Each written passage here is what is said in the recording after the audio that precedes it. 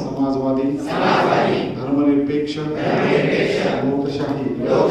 गणराज्य घडवण्याचा व त्याच्या सर्व नागरिकांस सामाजिक आर्थिक व राजनीतिक न्याय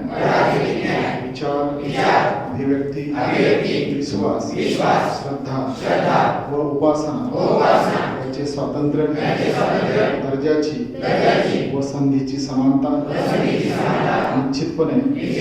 प्राप्त करून देण्याचा आणि त्या सर्वांमध्ये व्यक्तीची प्रतिष्ठा व राष्ट्राची एकता आणि एकात्मता यांचे आश्वासन देणारी बंधुता प्रवर्धित करण्याचा संकल्पपूर्वक निर्धार करून आमच्या संविधान सभेत आज दिनांक 26 नोव्हेंबर 1949 रोजी याद्वारे हे संविधान अंगीकृत आणि अधिनियमित करून स्वतःप्रत अर्पण करीत आहोत.